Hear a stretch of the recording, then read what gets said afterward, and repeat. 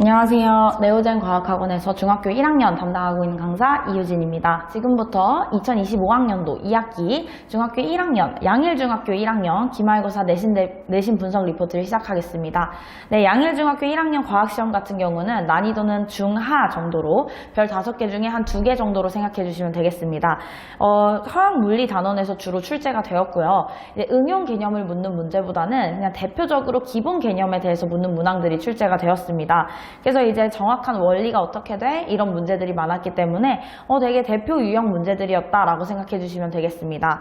네, 성실하게 공부했고 그리고 실수하지 않았다면 수월하게 고득점 가능했던 시험이었습니다.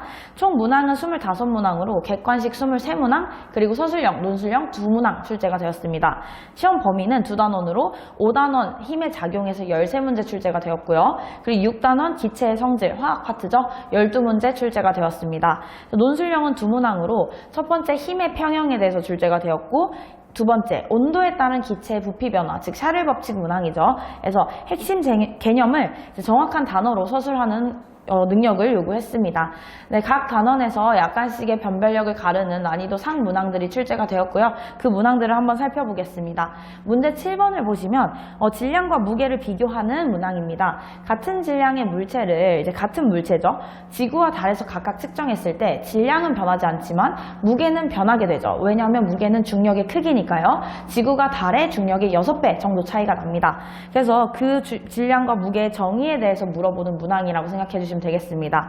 네, 문제 8번을 보시면 힘과 운동의 관계에 대해서 출제가 되었습니다.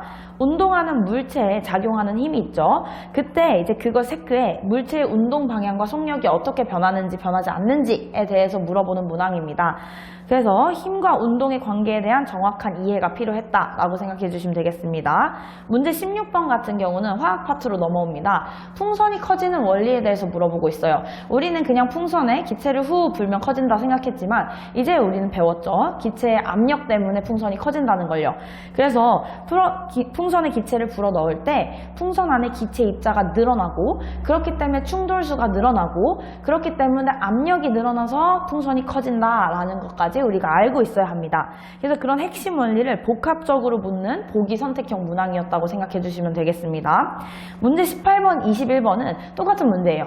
이제 떨어져 있지만 이제 그래프를 구하는 문제고요. 기체의 성질에서 보일 법칙과 샤를 법칙이 있죠. 그래서 이것은 압력에 따른 부피 변화, 온도에 따른 부피 변화입니다. 그래서 각각의 그 부피 변화들이 어떻게 부피에 대한 옳은 그래프를 선택하는 문항입니다. 그래서 어떻게 영향을 받는지, 비례 관계인지 반비례 관계인지 아니면 일정하게 증가하는지 이런 것들을 알고 있었다면 금방 풀 수 있던 문제입니다. 문제 23번을 보시면요. 샤를 법칙 예시에 관한 문제네요. 이제 냉각될 때 기체의 부피 변화를 알고 줄어들죠. 감소하죠. 이제 입자 운동의 속도, 입자의 개수는 변하지 않음 같은 이제 관련한 개념이 어떻게 변화하는지에 대해서 적절한 선지를 고르는 문제입니다.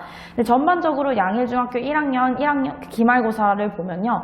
전반적으로 평이한 난이도로 출제가 되었고요. 한두 문제 정도 조금 어려웠지만 열심히 공부했고 실수하지 않았다면 수월하게 고득점 가능했을 거라고 생각됩니다. 네, 지금까지 2025학년도 2학기 양일중학교 1학년 내신 분석 리포트를 마치도록 하겠습니다. 감사합니다.